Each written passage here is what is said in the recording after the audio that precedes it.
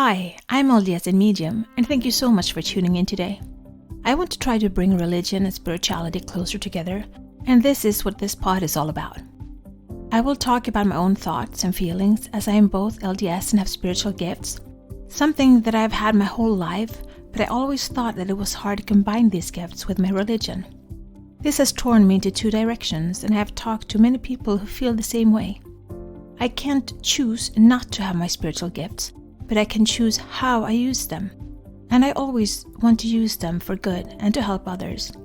I believe my heavenly parents gave them to me for a reason. So, this is me. Join my quest for knowledge. Tony Robbins, Day 2, Day 3.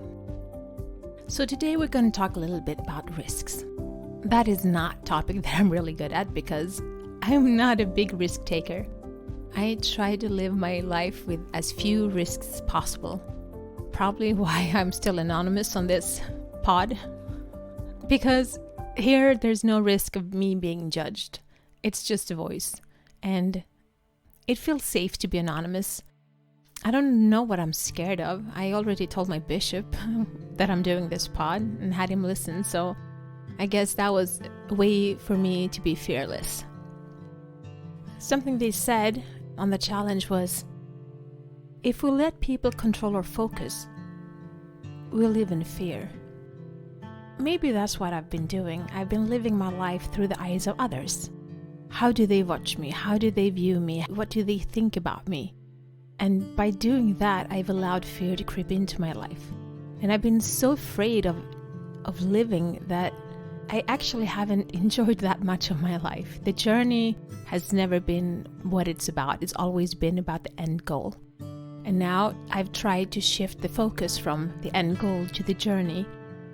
And that actually takes away a lot of the fear. Every day is a new day, a clean slate. And whatever I make of it is what I make of it. I don't have to worry about what other people want or think. It's my life and my choices.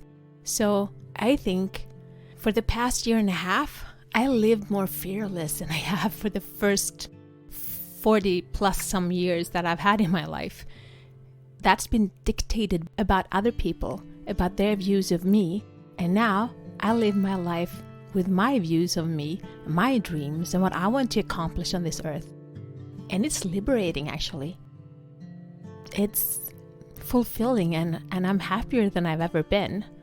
And so when they said that, it actually got me thinking, where has my focus been? And it's been focused on what people have thought about me. And now I'm focused about what I think about me. I've never been very concerned about what other people thought about me. Maybe to the other side of fault, that I never cared a lot about other people's opinions.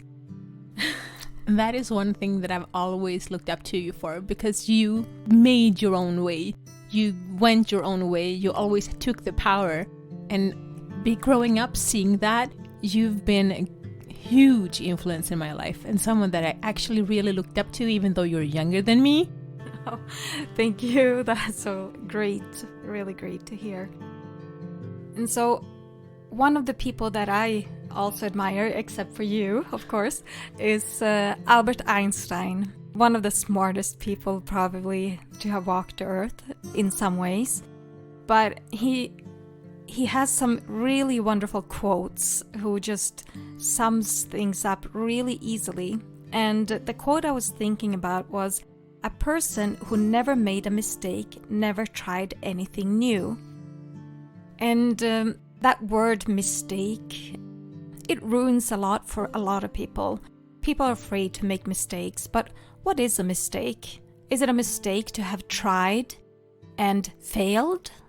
But, I mean, you didn't learn to walk right away. You didn't just take a step and then another. No, you fell down and you got up, and you fell down again and you got up again, and it's a process. So all learning is a process, and in the process, you don't make it every time, because when you made it, you're done. And so, but it's the time that when you don't make it and you call it a failure, and then that causes a lot of people to give up because they're so afraid to fail. But if you start thinking about it as actually being a very important part of the process, and try calling it something else. Don't call it a failure. Try calling it, an attempt. I attempted it, and then I attempted it again and again until you finally made it. You've actually done... I'm saying that I don't care a lot about what other people think about me. And I've done a couple of adventurous things, but you've done one thing that I've never had, and one thing that I never will do, actually. Even if somebody would walk up to me now and pay me like $10 million, I still wouldn't do it. You have, and I just wanted to know, why on earth did you bungee jump? It actually wasn't a bungee jump. It was a reversed bungee jump, which means you get the harness on and you get tied down to something on the ground, and then you have this cord, and they just, and you're to the crane, and they just tighten the cord, tighten, and then they pull the sprint, and like, woo, up in the air you go. And I was challenged, like, you could never do that, you're too afraid. And I was like, yes, I am, but I'll do it anyway. And so I did. And it was one of the most terrifying moments of my life, and one of the most exhilarating moments of my life. And afterwards, I was standing there shaking, but I've never felt more alive in my life than I did at that moment. I will never do it again, because I've already done it. But I'm really proud that I did it, because that was in a part of my life when I didn't do much adventure at all. And for me to do that, it was so out of character. But I learned so much from it. Like I've said, I lived a life in fear. Because I never felt I was enough, I always cared about what other people thought about me. And I realize now how many opportunities that has missed me by because I have been too afraid to do anything about it. And it makes me sad to look at it as a failure. And it took a divorce for me to wake up and to reclaim my life and to start doing what I love, what I feel I'm drawn to, and to be less fearful and more fearless. To get out of my comfort zone, to try new things, and I think in my head, it's not a failure unless you don't try. And so many times in my life, I haven't even had the guts to try.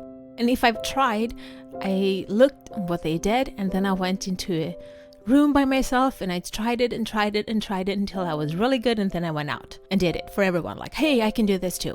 But I never had the guts to try and in front of other people. I looked, I took it with me, I practiced in quiet in my secluded area, and then I went out and said, hey, I can do this too. And so for me to do things in front of other people for the first time, that's a huge thing for me to do. It's so out of my comfort zone. And I'm doing more and more of that with each day. And for each time, it gets a little bit easier and it's a little bit less intimidating. And I think I like it. This is who I want to be. This is who I want to become. This is part of being the divine daughter of God that I know I am. And to claim the power that I know I was born with. Because I am a child of God. And with that knowledge comes so much gratitude and just happiness and just power. I feel powerful. I feel more powerful now than I've ever had in my entire life. And I reclaim my life. I reclaim my power. And I manifest more easily because I know that I can speak anything I want into existence. Because I am a daughter of God. And you deserve it. Thank you. Yeah, you know what? Before that I would say, oh no, you're so nice. But you know what? We all do. We are all God's children. And we were put on this earth to excel. And to come back to Him the most godlike that we can be. That means that we have it in us.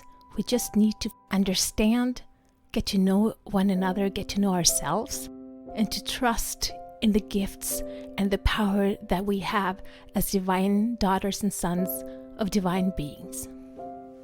So, you know the journey I've been on this past year and a half and how I'm trying to find myself. But how do you see yourself? You've been listening to all the pods since you're editing it, but how do you see yourself? When I think about myself as a daughter of God, it gives me a purpose. It also helps me to understand why I think and behave and want to do certain things in my life. So I've always been an advocate against injustice. Injustice is something that really triggers me. And I also always wanted to defend the weaker. And in our family, I always was the one that wanted peace. I was the mediator. It also has something to do with that I don't like loud noises. I don't like screaming, conflicts, or yelling, or anything like that. So I always tried to make peace in the family. And so I also always try to make peace in the world. I have big ambitions. If I could rule the world, and I actually think about that quite a bit, then it would be a totally different place than it is now. So when it comes to facing your fears, in my life I put a lot of focus on what I actually want. I haven't focused so much on what I don't have. And I also focused on what I can control. My husband is totally different. He focuses a lot on what he can't control, and then he gets really sad or mad when something doesn't work out. I'm like, well, it already happened, so let's put it behind us. And I actually do in like a minute or two. I was like, okay, that's it. We lost, or, But then he can think about it for hours, days sometimes. And I'm like, well, it's already passed and we can't do anything about it. So let's just move forward. But actually 80% of the people around you focus on what is missing in their lives. And 80% of the people around you focus on what they can't control. So if you focus on what you don't have and what you can't control, you're not going to be very happy. Actually, the happiest people alive are the ones that focus on being happy with what they do have and what they can control. So focus on what you have, focus on what you can control, and focus on the present, and look a little bit to the future. But don't live there. And don't focus on the past, because it's already gone and you can't control it anymore. The only thing you can do is learn from it. Thanks. I think that was actually pretty good. I hope you've had some thoughts about what we said, and know that we're all humans. We all have fears in us, but are we letting the fear control us, or do we take control over the fear and live our life to the fullest? That's what I'm working on to learn, and I'm having so much fun while doing it. Until next time, be the light, share the light, spread the light, shine. This is my journey. Thank you so much for keeping me company today. Please download, like, share, and subscribe, and help spread the light and spread the word to expand our community. Let's bring more love, peace, and unity to this world. Take care of yourself and your loved ones. Always be grateful, kind, and loving. Be brave and remember to step out of your comfort zone and smile. If you support us on Patreon, you will get access to our meditations and extra materials so you can download them as MP3. Also, we now have a Facebook group, which you can access from our Facebook community. Please answer the questions as you apply to participate. It will be a safe haven where we can keep discussing religion and spirituality, our spiritual gifts, and self-development. Remember, one person can make a difference, but together we can change the world.